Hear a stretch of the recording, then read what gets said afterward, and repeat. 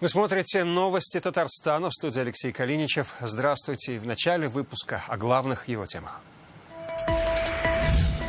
Переработка, транспортировка, ценообразование. Вообще логистика – это очень важный вопрос. И качество, и срок, каждая перетарка, перевалка, она чревата какими-то последствиями.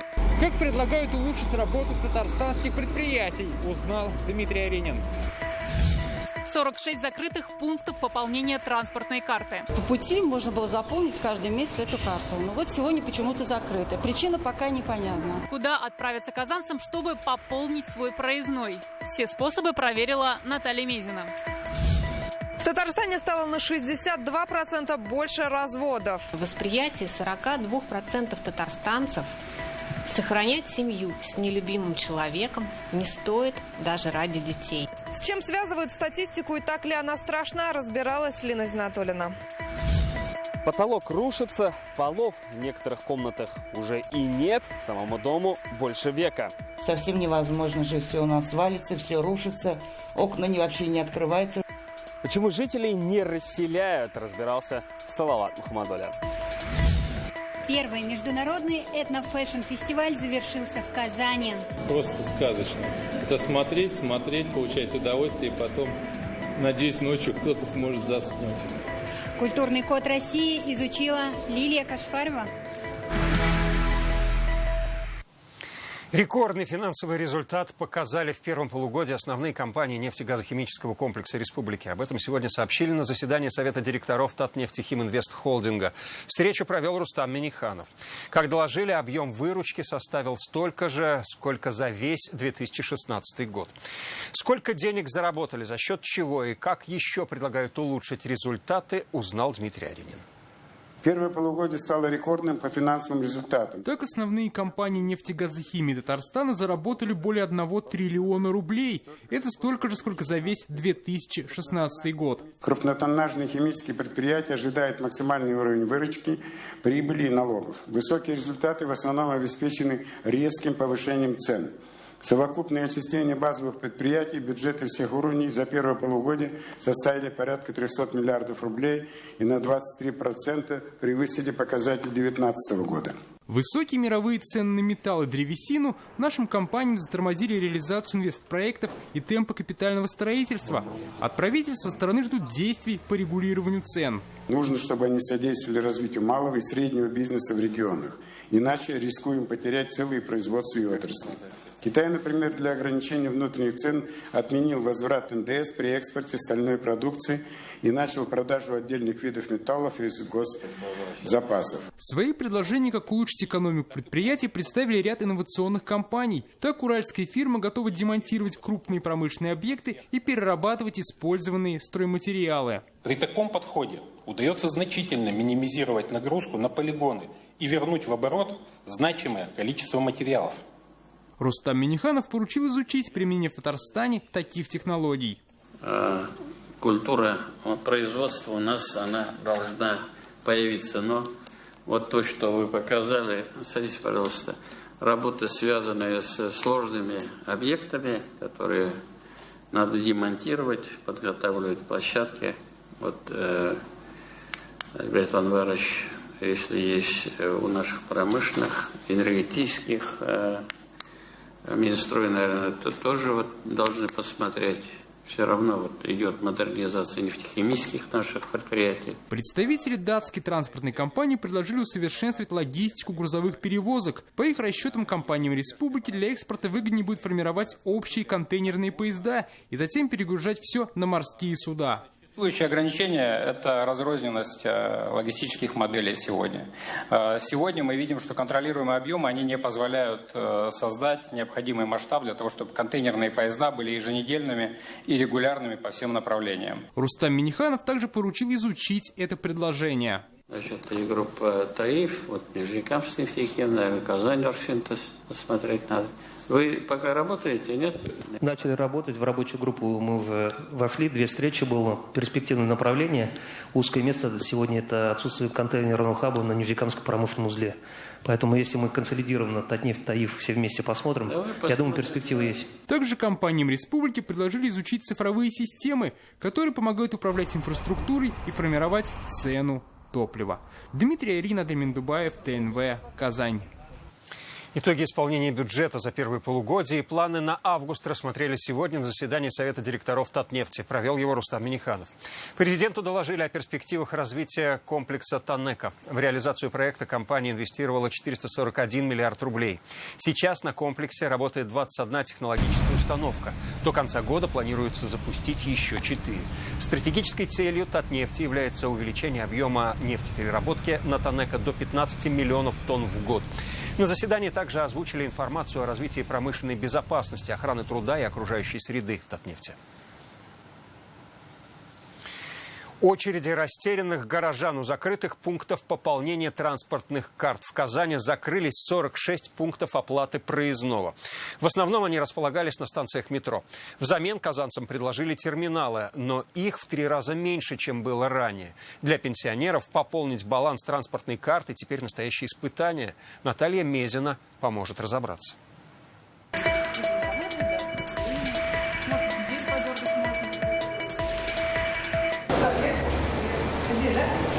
Растерянные казанцы у закрытых пунктов пополнения транспортных карт. Такая картина на всех станциях метро.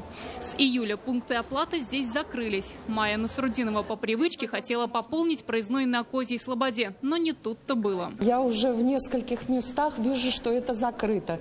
Теперь думаю, конец месяца, мне надо пополнить. Вот где пополнить, вопрос такой стоит. Вопрос с пополнением транспортных карт неожиданно возник у многих горожан. Удивилась очень. Очень дорого ездить так. Если цена билета на автобус, троллейбус, трамвай или метро за наличный расчет в 35 рублей, то с транспортной картой стоимость проезда снизится до 27. Льготные тарифы и вовсе сокращают цену почти в 2 раза. Поэтому поиск альтернативных пунктов пополнения проездного логичен. Как теперь будете пополнять? Не знаю, ищем варианты. Мне сказали, что на почте 2 часа надо идти в очереди. К сожалению, в очереди я стоять 2 часа не могу, поскольку я очень занята, у меня внуки есть, у меня сад. Как теперь быть? Ну, в другом месте буду искать, у нас ведь много пунктов транспортных карт. Пунктов и терминалов пополнения проездного в Казани было 620. 2 недели назад 46 из них закрылись. Как пояснили в транспортном комитете, причина в просроченной задолженности агентов. Согласно проведенному анализу, отключение пунктов ООО «Лидерплат» и ООО «Орион» существенно не повлияло на структуру оплаты проезда в пассажирском транспорте. По поступающим от пассажиров вопросам и жалобам ведутся консультации по подбору альтернативных пунктов пополнения транспортной карты. Альтернативные способы уже появляются в городе. Так, на всех станциях метро установлены 13 терминалов оплаты.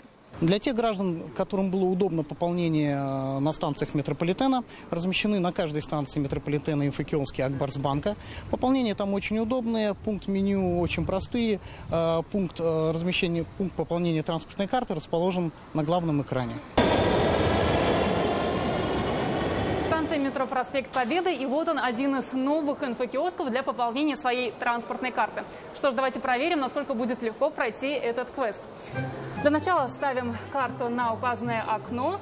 Как мы видим, появляется экран с изображением вашего баланса на карте.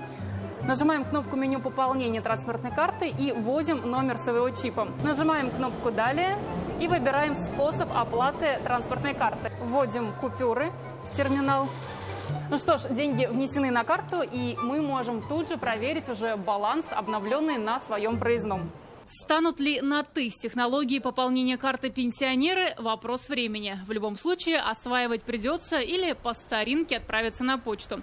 Онлайн это можно сделать на сайтах госуслуг. Уточнить адреса пунктов оплаты можно на официальной страничке транспортной карты. С возникшими вопросами татарстанцы также могут обратиться по телефонам горячих линий. Номера указаны на экране.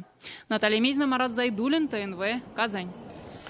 В Татарстане резкий рост количества разводов. За первые 5 месяцев года около 6 тысяч разведенных пар. Это почти на 62% больше, чем за аналогичный период 2020-го. Данные опубликовало агентство «Финэкспертиза». При этом, по его данным, в России установлен 7-летний рекорд по расторжению браков. Почему пары татарстанцев стали чаще распадаться? И пора ли спасать демографию? Вопросами задалась Лина Зинатуллина.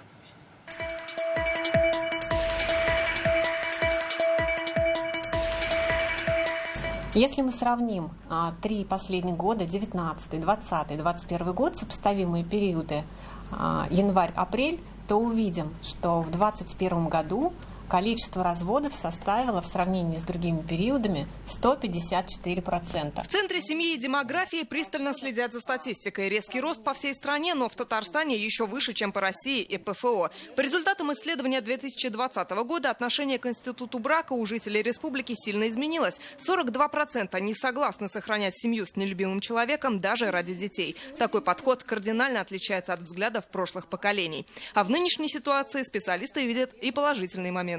Рост числа разводов нам обеспечивает рост брачности за счет повторных браков. В определенной вероятности мы можем утверждать это. Социологами установлено, что разведенный человек с большей вероятностью на 60%, чем человек, никогда не состоявший в браке, вновь создаст семью. Во-первых, у него вполне конкретные ожидания, а не мифические, от потенциального брачного партнера, и он уже не боится создать новую семью. И что интересно, это касается мужчин. Всплеск разводов связывают с тем, что из-за ковидных ограничений в судах и ЗАГСах в 2020-м многие отложили процедуру и оформили развод уже в этом году. Справедливости ради, наверстали упущенные и планирующие свадьбы. Количество браков за первые 5 месяцев этого года возросло на 40%. Популярные мнения, что, оказавшись запертыми дома с партнером, а кто-то и вместе с маленькими детьми, супруги увидели недостатки друг друга. У многих начались бытовые и финансовые проблемы. Карантин стал проверкой отношений на прочность. Для влюбленных людей эта изоляция была просто прелестной возможностью еще лучше улучшить свои отношения. А если люди не могут друг с другом в этих условиях жить, то, наверное, у них есть проблемы. Здесь всегда вопрос лежит внутри самого человека.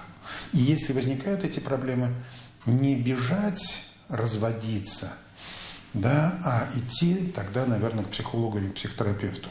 Попытаться уладить конфликт призывает и детский омбудсмен Татарстана Ирина Волынец, ведь при разводе страдают и дети. В Республике Татарстан есть успешная практика медиации. И в том числе уполномоченным по правам ребенка регулярно рассылаются рекомендации судьям, которые как раз занимаются вопросами развода, рассматривают эти исковые заявления с просьбой проводить эту медиацию. Это, кстати, абсолютно бесплатно.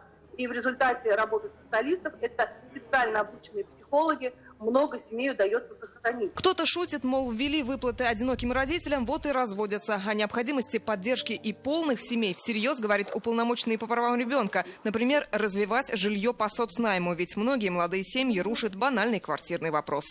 Лина Зинатуллина, Игорь Романов, ТНВ, Казань. Аварийным дом признали 3 года назад, а переселять обещают только после 2025-го. В такую ситуацию попали жители 14-го дома по улице Ватутина в Казани. Жилыми здесь остаются только 2 квартиры. Потолки все в трещинах, где-то даже нет пола. Зданию более века. Исполком признал его подлежащим сносу еще в 2018-м. Теперь жильцы вместе с прокуратурой добиваются того, чтобы решение муниципалитета было исполнено, причем самим же исполкомом. Почему дом не попал в программу по расселению граждан из аварийного жилищного фонда, выяснял Салават Мухаммадуллин.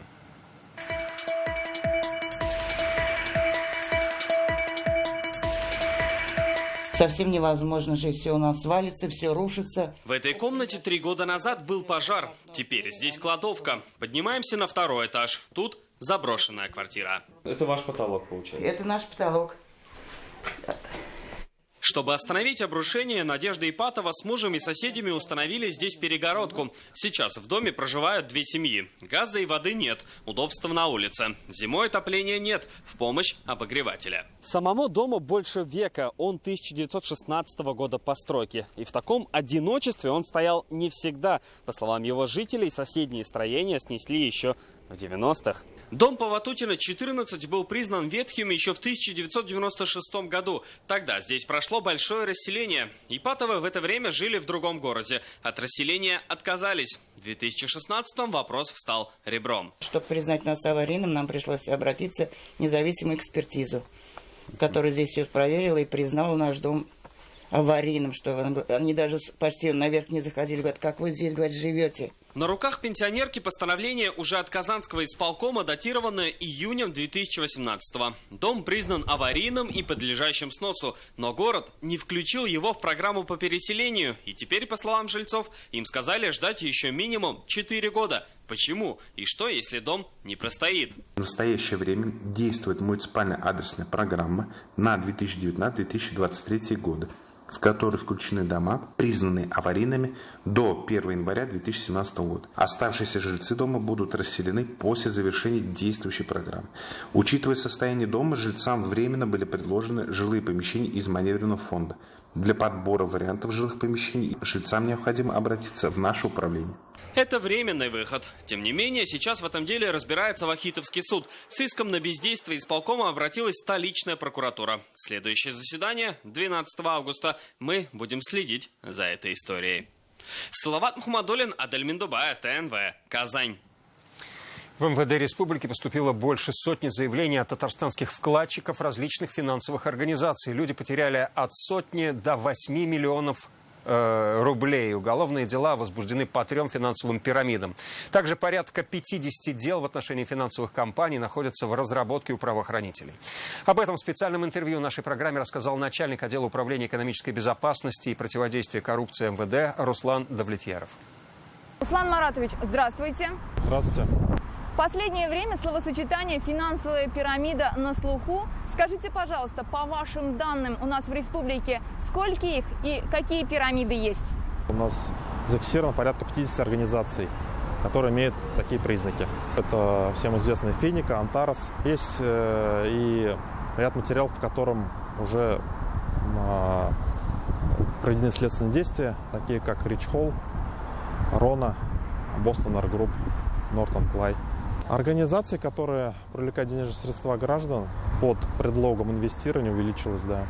По каким организациям возбуждены уголовные дела и по каким статьям? Это финансовая пирамида или незаконная банковская деятельность? По финансовым пирамидам у нас возбуждается либо мошенничество 159, либо 172 прим. 2. Это организация деятельности по привлечению денежных средств граждан за счет и выплат в последующем за счет вновь привлеченных денежных средств.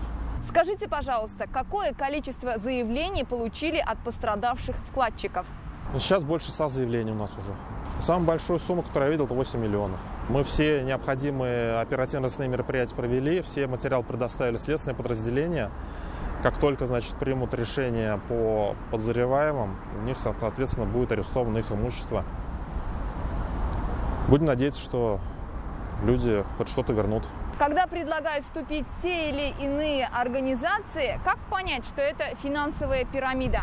Прежде всего нужно посмотреть сайт Центрального банка и увидеть там официальных участников этого рынка, профессиональных участников рынка ценных бумаг, которые имеют соответствующие лицензии, разрешения на доверительное управление, на осуществление торговой деятельности, в том числе на биржах. Той организации, которой хотят вступить, нету в списке. Это уже должно навести на подозрение, что лучше с этими организациями не связываться. Но есть еще федеральный закон 259, который пока на сегодняшний день запрещает организациям осуществлять услуги, привлекать денежные средства в виде криптовалюты. И я думаю, гражданам стоит соблюдать этот закон.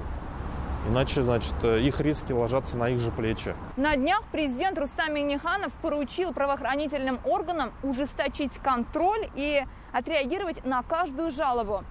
Как это будет реализовано?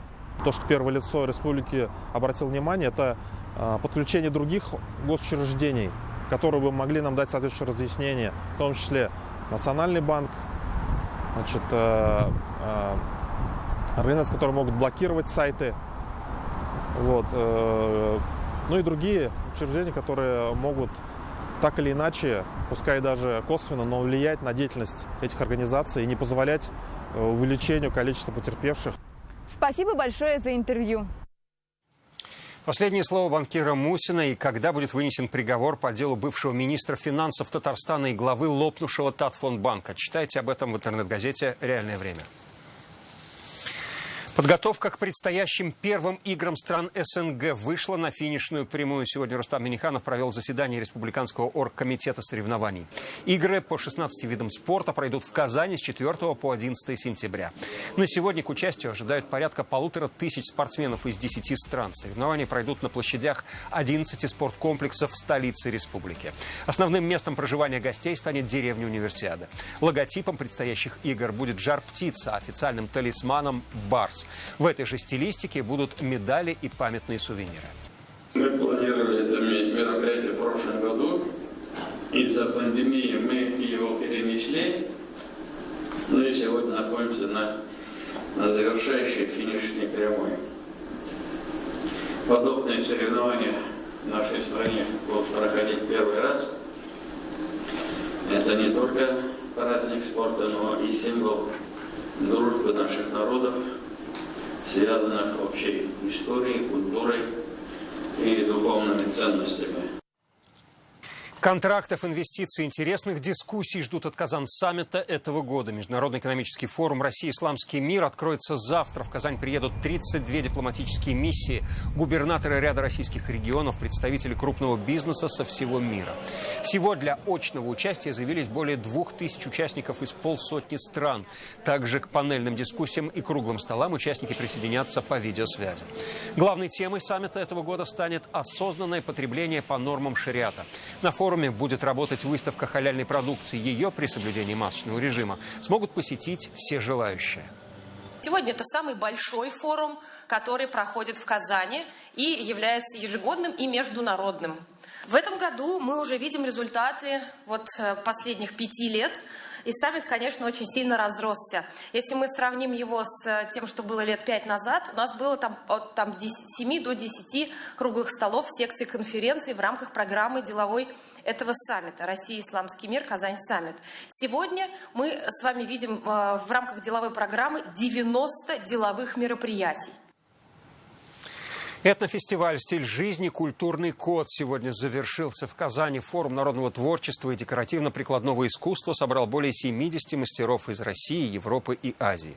4 дня проходили показы, выставки, деловая программа и ярмарка мастеров, которую посетили более 15 тысяч гостей. Чем завершается событие, увидела Лилия Кашфарова.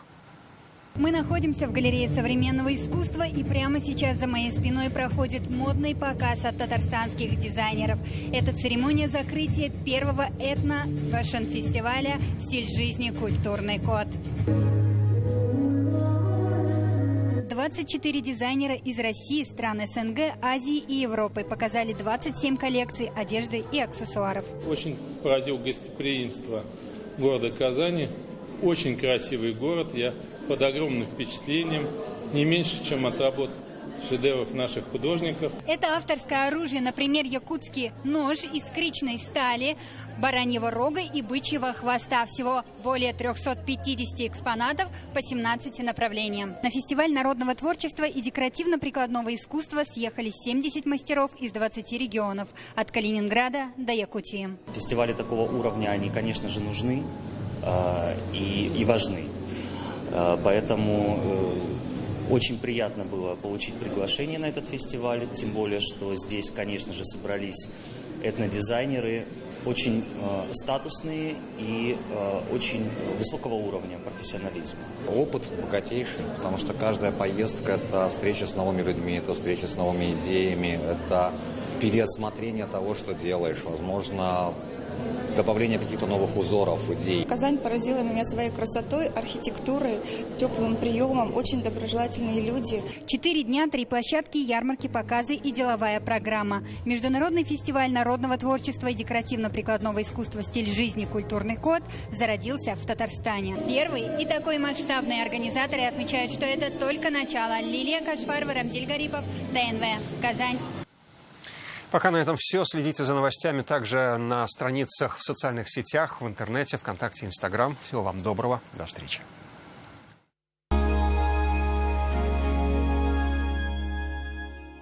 Санатории Татнефти проводят квалифицированное лечение после перенесенных вирусных заболеваний, физиотерапевтическое лечение, теплолечение, восстановление адаптации к физическим нагрузкам, современное инновационное оборудование и отличные условия ждут вас в наших санаториях. Подробную информацию вы можете узнать по номеру 38 63 98. Жить лучше – это искать возможности для большего. Это до 2 миллионов рублей под 6,9%. Акбарсбанк. Живите лучше. Срочно нужны деньги? Мы поможем. Специальные условия для пенсионеров. Оформите заявку в офисе вашего города или на сайте центрофинанс.ру. Телефон 8 800 777 37 37. Каждая стихия природы находится в сохранности и защите благодаря высокотехнологичным машинам. Стихия воздуха, стихия воды, стихия земли. Вместе мы способны поддерживать баланс сил природы и жить в гармонии с окружающим миром. Мы за прекрасное зеленое будущее. Холодильник с технологией Full No Frost от компании Pozis – это энергосберегающее охлаждение, сохранение полезных качеств продуктов и отсутствие необходимости разморозки. Встречайте томаты серии «Царские» для заготовок. Плотные, урожайные и болезнеустойчивые томаты сохраняют форму и цвет в банках.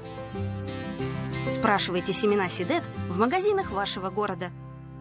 Ого, столько выгодных предложений в одном месте я еще не встречала. В Находке гель для стирки Лоск Арома 249. Мука по бабушкиному рецепту 46 рублей за 2 килограмма. До встречи в Находке. Срок акции по 1 августа 2021 года. Подробности у продавцов. Мучают боли в ногах? До 31 июля. Прием флеболога и УЗИ обеих ног за 990 рублей. Запись по телефону 528 20 28. Данила Мастер. Распродажа выставки. 202 38 32.